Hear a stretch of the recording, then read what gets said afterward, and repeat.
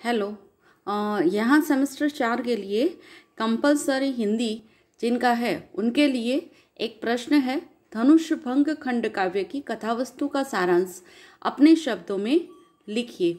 यह प्रश्न पूर्व भूमिका धनुष भंग की कथावस्तु का सार संक्षेप में, जिसमें हम देखेंगे पहला विस्फोट, दूसरा विस्फोट, तीसरा विस्फोट, चौथा विस्फोट और पांचवा विस्फोट। इसके अंतर्गत हमने देखा है कि पहला विस्फोट अगले हमने देखा हुआ है, मगर फिर से हम एक बार उसे देख लेते हैं। पूर्व भूमिका के रूप में हम देखते हैं धनुष भंग एक क्षण का खंड काव्य है। इसकी सारी कथा सीता के अंतर्मन में चलती है, अर्थात इनका कहने का मतलब है सीता के मन में चलती है। कवि ने कथा वस्तु का जो चयन किया है, कथा वस्तु को जिसमें से लिया है वह है रामायण, और रामायण का जो यह प्रसंग है उसे उन्होंने अपने ढंग से प्रस्तुत किया है। इनका प्रस्तुत करने का अपना ढंग है। रामायण यानी हम समझते हैं कि यह प्राचीन युग की बात है, मगर उन्होंने इस कथा को अपने माध्यम से आधुनिकता का रंग देकर यहाँ पर प्रस्तुत किया है, और वह इसकी एक विशेषता भी है। अब हम देखते हैं कि इसका सार संक्षेप जो हमें संक्षेप में देखना है, तो धनुषभंग रामायण के धनुषभंग के प्रसंग पर आधारित है, और रामायण के विषय में तो हम सभी जानते हैं।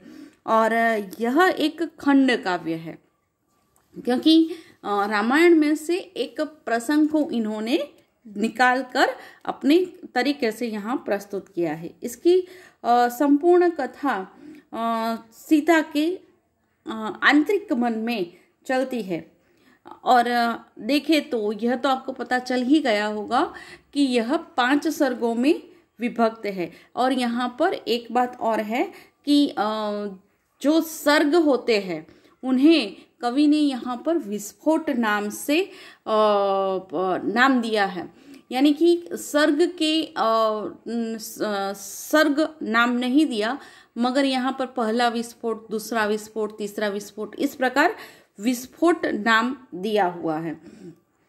अब हम पहले विस्फोट को देखते हैं, तो उसमें शुरुआत से ही कहा गया है कि रुक गई जयमाल ठिठके स्वप्नसी। रुक गई जयमाल ठिठके स्वप्नसी।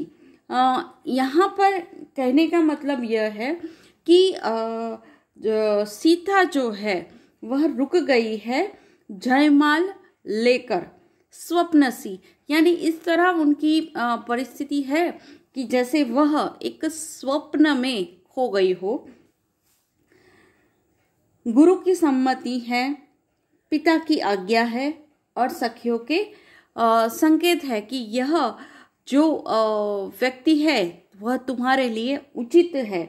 और इसी कारण अब सीता राम को जयमाला पहनाने के लिए आगे बढ़ रही थी, मगर जैसे ही वे अपने दोनों हाथ माला को लेकर ऊपर उठाती है, वैसे ही उन्हें ऐसा लगता है कि सब कुछ जैसे स्थिर हो गया, और ऐसा लगता है कि जैसे कि कुछ ऐसा हुआ है कि जैसे कोई उनकी पलकों पर आकर बैठ गया है, और जैसे कि वो कोई नाव में सवार है और वह नाव बीच में जाकर रुक गई हो। कहा गया है वहाँ पर, जानकी जयमाल थामे रह गई, नाव जैसे रुक गई मझधार में। यानी कि सीता जो है वह जयमाला लेकर रुक गई है। उन्हें ऐसा लग रहा है कि जैसे उनकी नाव मझधार में रुक गई है। यह जो था, यह वह सारी बात कि सखिया, पिता, माँ, प्रजा सभी यह सोचते हैं कि सीता माला क्यों नहीं पहनाती, क्योंकि धनुष भंग हो चुका है, सबने आज्ञा दे दी है और फिर भी सीता जयमाला लेकर रुक क्यों गई है? सीता क्या सोचती है इसका पता स्वयं सीता को भी नहीं रहता, क्योंकि उन्हें भी ऐसा लगता है कि जैसे उनकी माला, उनकी जो हाथ है वह माला पहनाने से पहले रुक जाते हैं, जैसे कि कोई उन्हें बांध रहा हो, ऐसा लगता है। अब यह क्यों हुआ है? तो इसका एक कारण यह है कि जनक के पूर्वज, जो एक निमि नामक पूर्वज थे, वे क्षणबोध बनकर सीता की पलकों पर आकर बैठ गए हैं। निमि सीता से कहते हैं कि उनका पूरा जीवन यानी कि जन का जो प्रजा है उसका पूरा जीवन तुम्हारी धड़कन पर टिका हुआ है। यदि तुम हास्य करोगी तो ऋतु चक्र घूमता रहता है, और रुदन करोगी तो वह भी तुम्हारी रुदन की तरह घूमेगा। आज धनुषभंग होने पर क्या हुआ है? तो धनुषभंग होने पर शस्त्र पराजित हुए हैं, और श्रमिक यानी कि हलधरों की, हमारा जो देश है वह खेती प्रधान है, और इसीलिए यहाँ पर यह कहा गया है कि हलधरों की जीत हुई है। शस्त्र शास्त्र एवं श्रम का शाश्वत जो युद्ध चला आ रहा है, शास्त्र शस्त्र श्रम के संघर्षों पर जो गाथाएं हमारे जीवन से जुड़ी हुई है वह यहाँ पर कहने का प्रयास किया गया है। मेरे पीछे भी, यानी कि जो निमि है वे उन्हें ऐसा कहते हैं कि मेरे पीछे भी एक बहुत बड़ा इतिहास छिपा हुआ है, जिसे कहने के लिए मैं 21 पीढ़ियों से इस क्षण की, इस धनुष भंग की मैं राह तक रहा था, और वह क्षण आज आ गया है। निरंतर सोचता रहता था कि धनुष की पलकें उठ जाए तो मुझे भी विश्राम मिल जाए। यानी उनका कहने का मतलब यह था कि यह धनुष उठे और टूटे तो मुझे मुक्ति मिल जाए। और आज जब यह धनुष भंग हुआ है तब उन्हें इन सारे बातों से मुक्ति मिली है। वे कहते हैं कि मेरे सारे सपने तेरी जयमाला के फूल हो गए, यानी कि जो धनुष का भंग हुआ, इससे धनुष भंग होने पर तुम जो जयमाला पहनाने राम को जा रही हो वह फूल मेरे सपने बन गए, क्योंकि वे 21 पीढ़ियों से इस क्षण की प्रतीक्षा कर रहे थे, और इसी कारण वे खुश होकर यह कहते हैं कि तुम्हारी जयमाला के जो भी फूल है वह इस प्रकार मेरे सपने बने हुए है। अब हम देखते हैं दूसरा विस्फोट। इस विस्फोट का आरंभ बेटी दृश्य ध्वनियों की पकड़कर अंगुलियां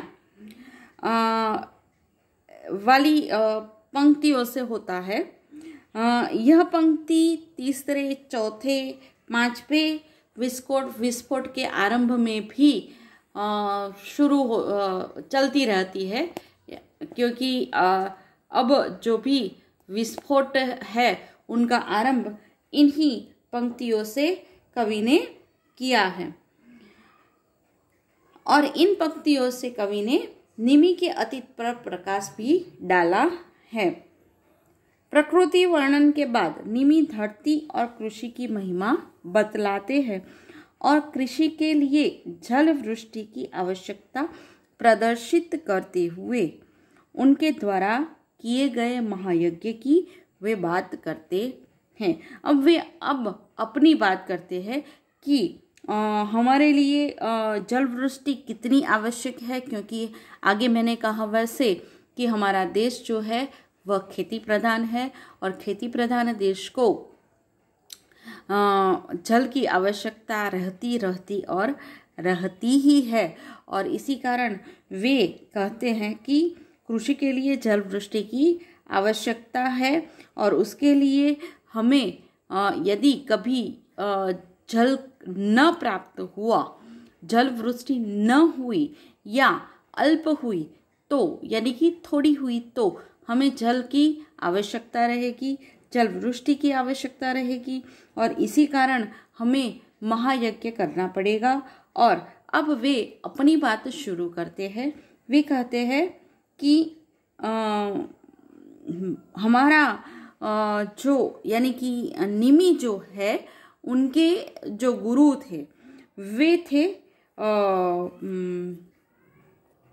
वशिष्ठ ऋषि। और वशिष्ठ ऋषि को वे अपने समय में जब वे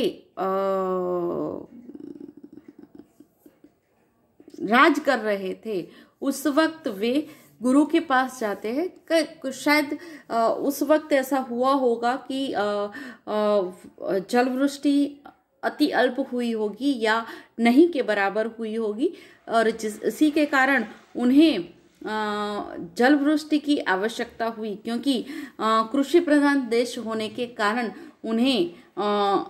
उन्होंने देखा कि अपने जो भी हलधर थे उन्हें जल न मिलने पर वे व्याकुल हो गए हैं, वे त्रस्त हो गए हैं। तो निमि को यह लगा कि यदि यह व्याकुल या त्रस्त हो गए हैं तो अब इन्हें व्याकुल या त्रस्त जो भी है उन्हें सुख देने के लिए जल वृष्टि करना आवश्यक है। इसी कारण वे अपने गुरु वशिष्ठ के पास जाते हैं और उन्हें कहते हैं कि मैंने एक महायज्ञ का आयोजन किया है जिसे आपको पूर्ण करना है। उनकी बात यानी कि निमि की बात सुनकर गुरु वशिष्ठ क्या कहते हैं? गुरु वशिष्ठ यह कहते हैं कि वत्स मैं देवराज के महायज्ञ में ऋत्विज बनकर अभी स्वर्गलोक में जा रहा हूँ। अब यहाँ पर गुरु वशिष्ठ जो थे वे पृथ्वी के मनुष्य के गुरु थे और वे जा रहे थे कहाँ पर? तो वे स्वर्गलोक में देवराज इंद्र ने जो महायज्ञ करवाया था उसमें ऋत्विज यानी कि जो यज्ञ करवाने वाले ब्राह्मण होते हैं वे, तो ऋत्विज के रूप में वे जा रहे हैं और उन्होंने यह कहा कि मैं स्वर्गलोक में ऋत्विज के रूप में जा रहा हूँ, तो वापस आकर मैं यह यज्ञ करवाऊंगा। अब इंद्रराज के यहाँ महायज्ञ की जब पूर्णाहुति होगी तब मैं लौट कर आऊँगा और तब मैं तुम्हारे लिए यज्ञ शुरू कर पाऊँगा। तब तक तुम्हें मेरी प्रतीक्षा करनी पड़ेगी। ऐसी बात गुरु वशिष्ठ निमि को करते हैं। अब निमि यह सोचने लगे कि यदि गुरु वशिष्ठ एक मनुष्य होकर और मनुष्य के गुरु होकर उनको स्वर्गलोक में स्वर्गलोक के यज्ञ में ज़्यादा यज्ञ को ज़्यादा उन्होंने महत्व दिया, तो वे सोचने लगते हैं निमि कि यदि वे यह यज्ञ परिपूर्ण करके जब वापस आएंगे तब तक तो मेरी प्रजा का क्या हाल होगा पता नहीं, क्योंकि मनुष्य को वर्तमान में जल की आवश्यकता है। यदि वर्तमान में उसे जल न मिला तो भविष्य में किस हद तक उसकी पीड़ा बढ़ेगी वह पता नहीं है। और वे निमि यह भी सोचने लगे कि गुरु वशिष्ठ के मन में धरती की मिट्टी के प्रति कोई अनुराग प्रेम नहीं है।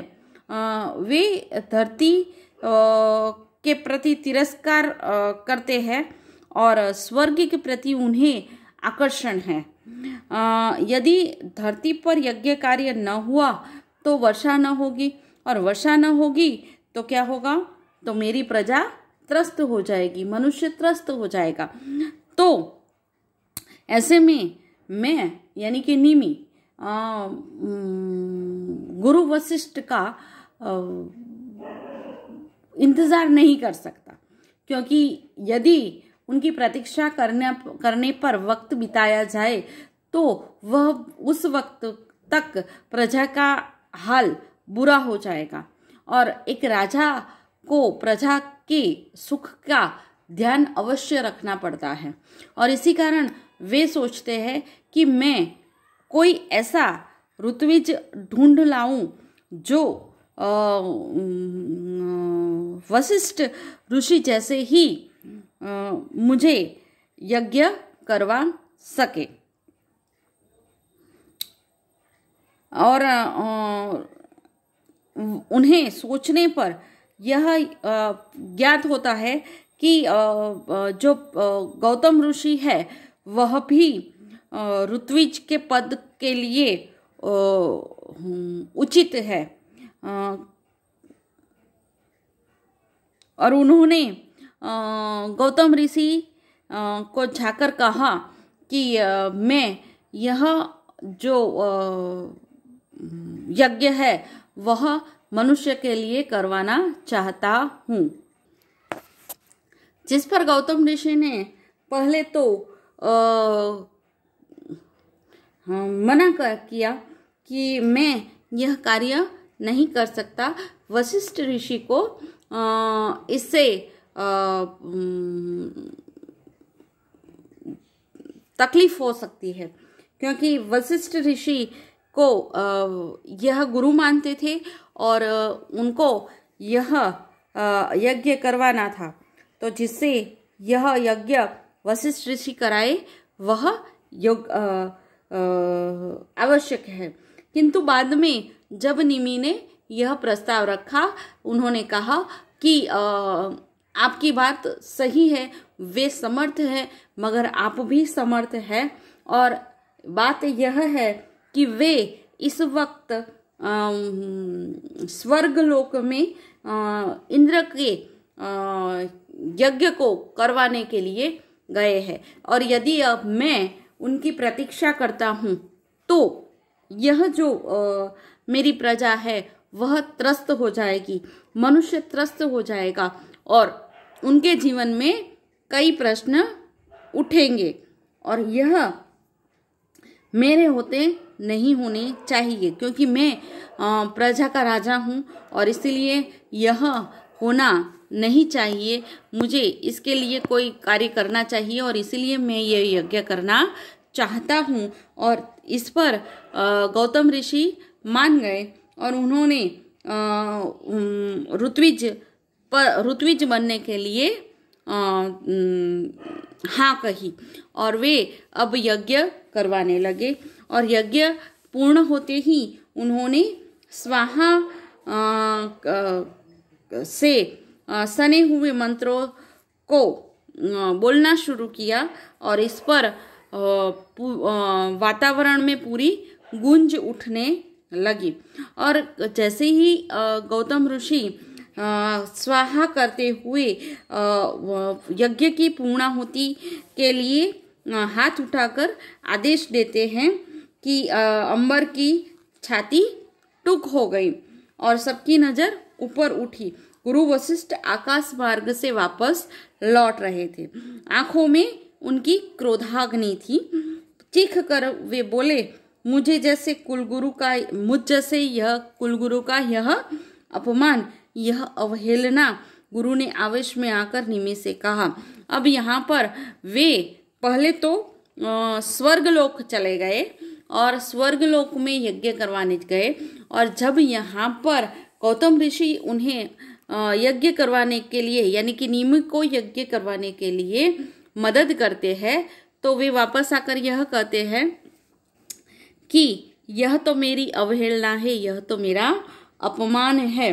और वे निमि को शाप देने लगते हैं और वे कहते हैं कि तुझे मैं शाप दे रहा, यही यज्ञ मंडप में तेरा देहपात हो जाए।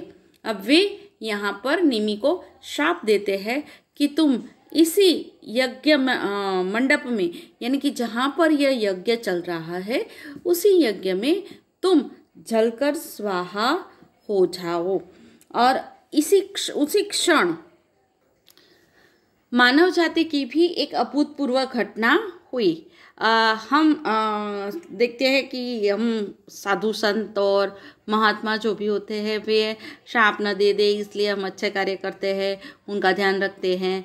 मगर कहीं पर आपने यह नहीं सुना होगा कि किसी मनुष्य ने साधु महात्मा को या किसी गुरु को श्राप दिया होगा। यहाँ पर यह एक अनोखी घटना हुई कि पहली बार एक निरापराध जो भी कर्तव्यनिष्ठ व्यक्ति था उसने जो भी अपने गुरु थे वे एक क्रोधी गुरु थे, उन्होंने क्रोध में आकर जब निमि को शाप दिया तब उनका विरोध करते हुए धीर गंभीर स्वर में निमि ने भी उन्हें कह दिया कि अभी तक किसी क्षत्रिय ने पलटकर ब्राह्मण को शाप नहीं दिया है, पर आज मैं दे रहा हूँ। ब्राह्मण आकाश की दुहाई देकर शाप देते रहे, मैं धरती को की धूल हाथ में लेकर शाप देता हूँ कि आपकी इसी क्षण मृत्यु हो जाए। अब यहाँ पर निमि यह कहते हैं कि जब भी आप देखेंगे कि ब्राह्मण हो या कोई साधु हो, महात्मा हो, वे कैसे शाप देते हैं तो वे अपने हाथ में जल लेकर आकाश की दुहाई देकर शाप देते हैं। मगर यहाँ पर निमि ने यह कहा कि मैं आकाश की दुहाई देकर नहीं मगर किसकी धरती की धूल हाथ में लेकर आपको शाप दे रहा हूँ, क्योंकि निमि एक कर्तव्यनिष्ठ मनुष्य था और वह अपनी धरती के प्रति, अपने पृथ्वी के प्रति वह अपना कर्तव्य बखूबी जानते थे।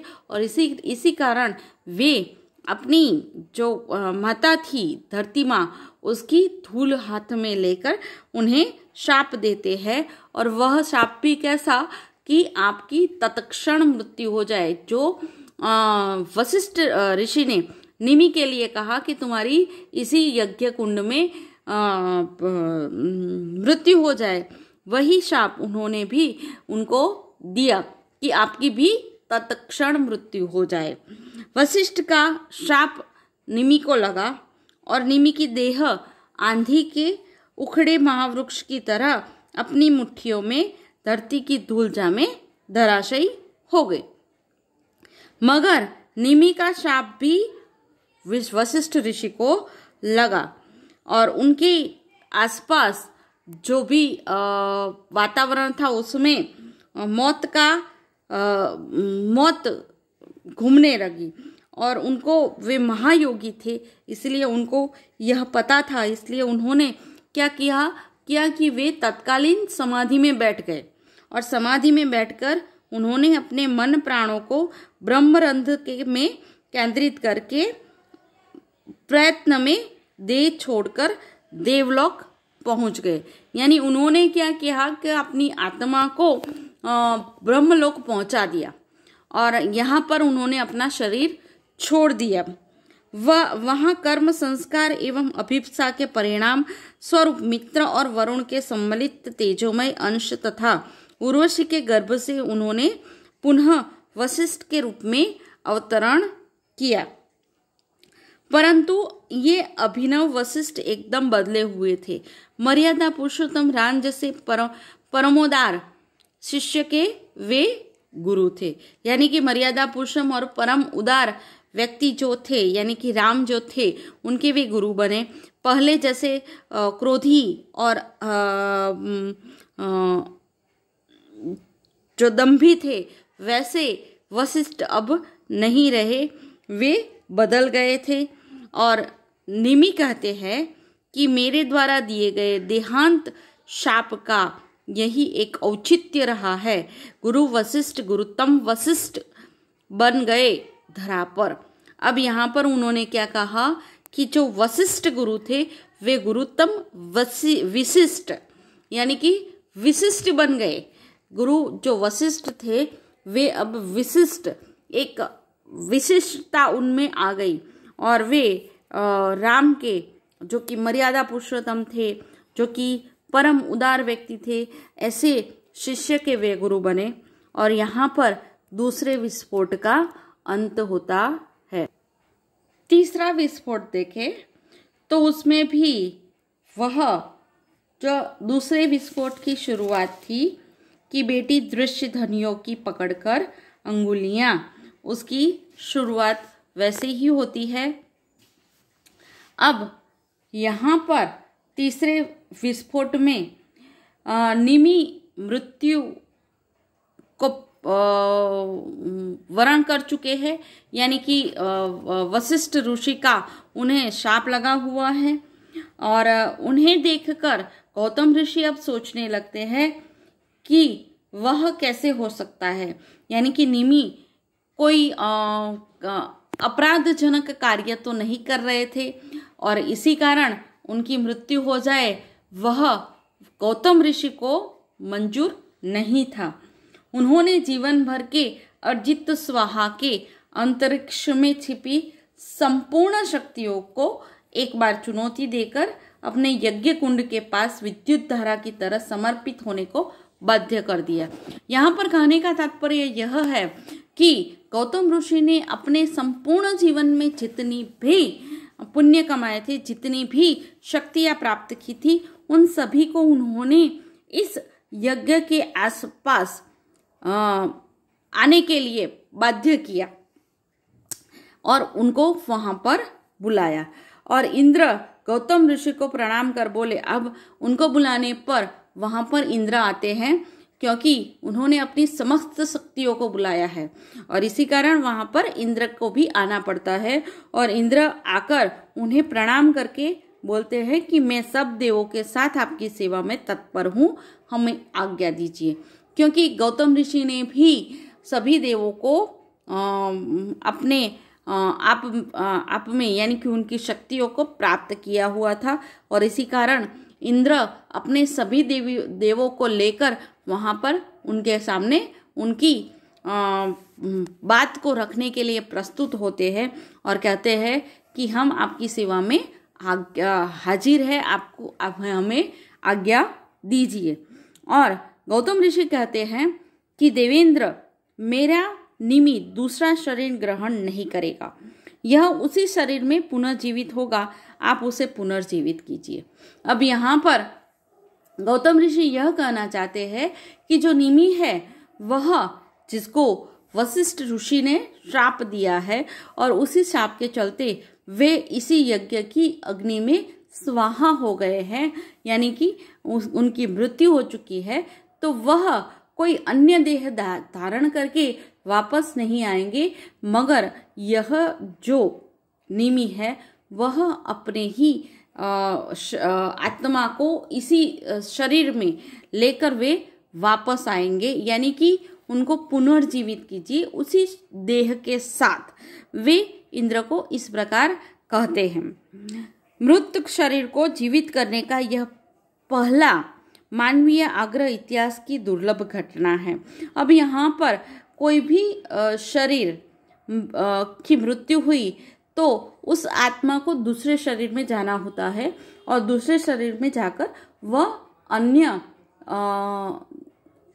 अन्य कहीं पर अन्य शरीर के साथ जन्म लेता है। मगर यहाँ पर गौतम ऋषि यह कहना चाहते हैं कि जो भी निमि है उसका जो शरीर है वह उसी शरीर को धारण कर उसी शरीर के साथ वह वापस आए, यानी कि वह पुनर्जीवित हो। और ऐसी घटना तो इतिहास में पहली बार हुई है, परंतु सूक्ष्म देहधारी निमि ने देह धारण करने के लिए साफ इनकार किया। अब यहाँ पर निमि जो है उन्होंने गौतम ऋषि के इस आग्रह को मना कर दिया और उन्होंने यह कहा कि मैं फिर से उसी तरह उसी देह में वापस आना चाहता नहीं। उन्होंने ऐसा क्यों कहा? तो उन्होंने इसके लिए कहा कि सभी देह मोह एवं शोक के कारण होते हैं।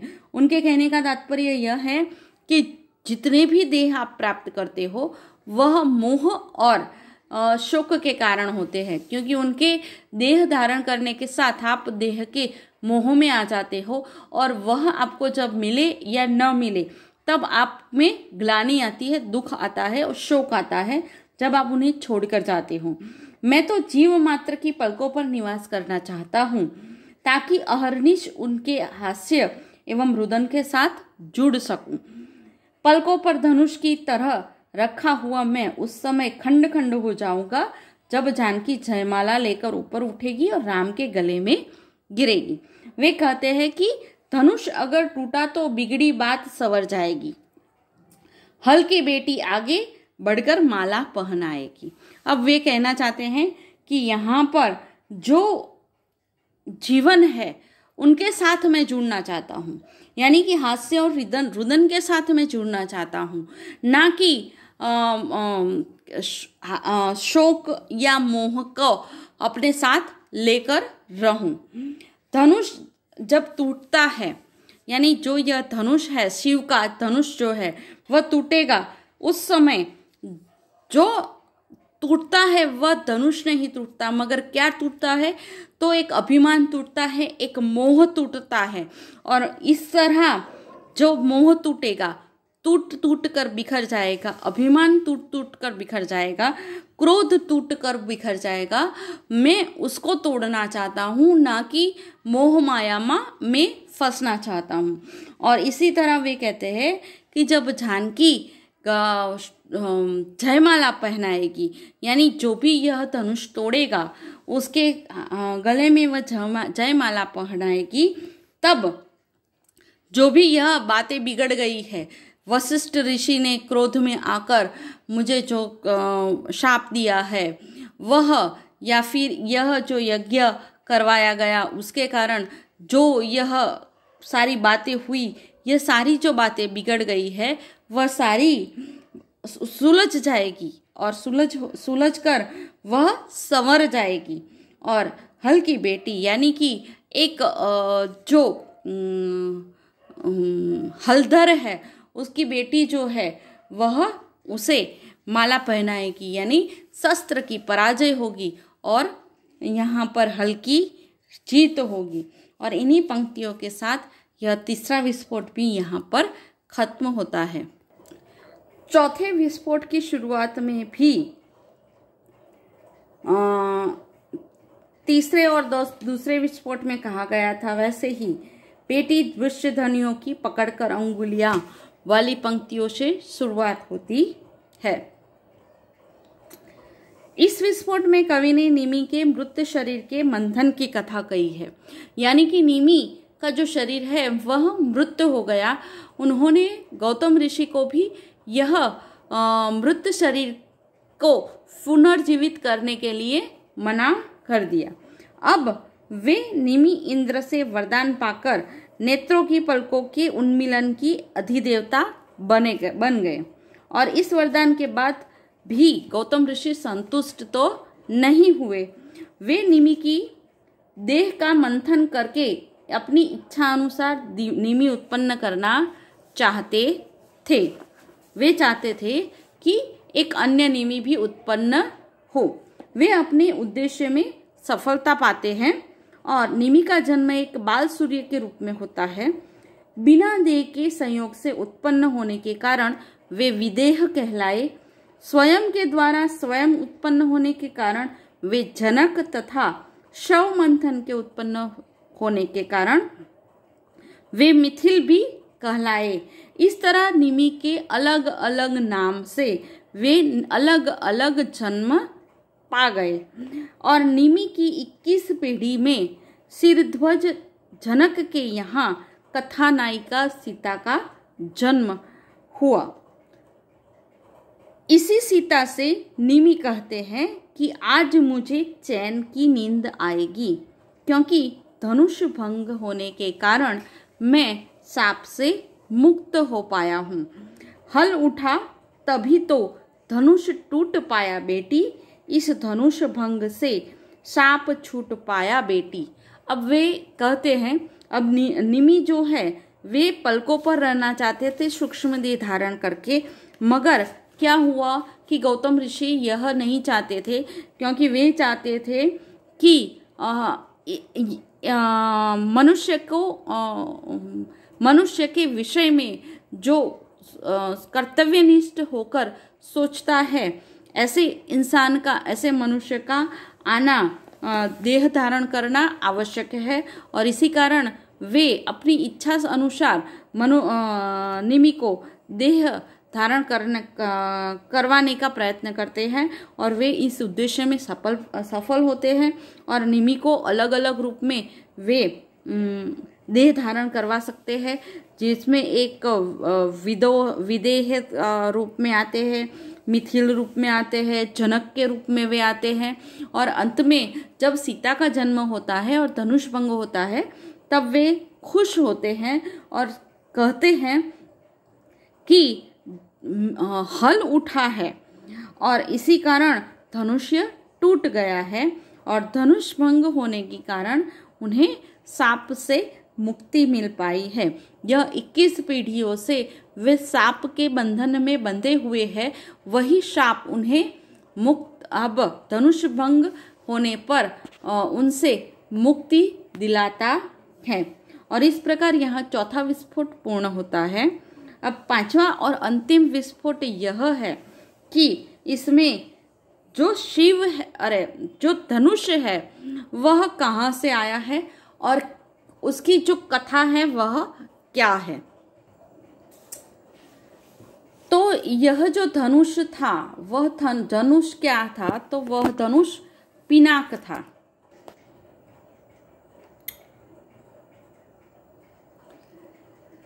यह पिनाक नामक धनुष था जो कि शिव का धनुष था।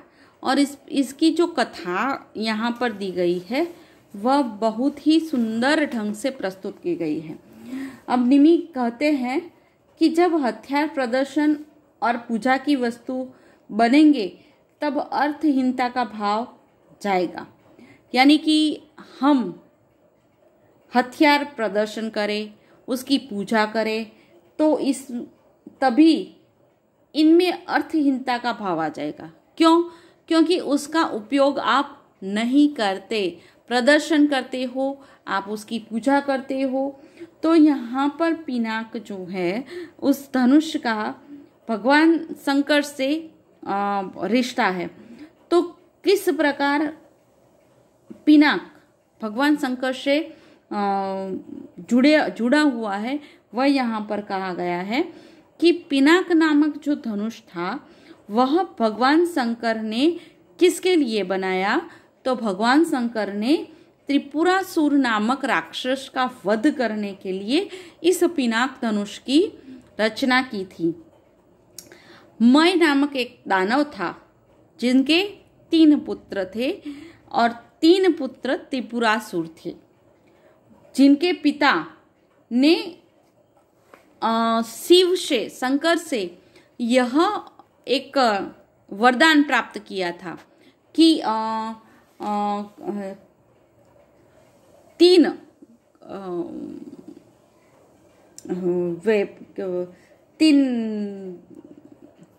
नगर प्राप्त करे।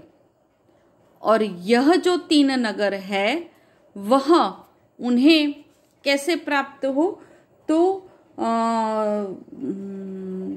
जो अलग अलग हो, यानी कि जो मय नाम का राक्षस था उनके 3 पुत्र थे त्रिपुरासुर, और त्रिपुरासुर जो थे उन्होंने अपने पिता से लोहे की, चांदी की और सोने की बनी 3 नगर अलग अलग तरीकों से प्राप्त किए थे। यानी कि पिता ने तीनों बेटों को, किसी को लोहे की, किसी को सोने के, किसी को चांदी के नगर दिए थे। और इन तीनों पुत्रों ने ब्रह्मा से स्वेच्छाचारी विचरण का वरदान भी प्राप्त किया था और इस वरदान के कारण तीनों अमर बन गए थे।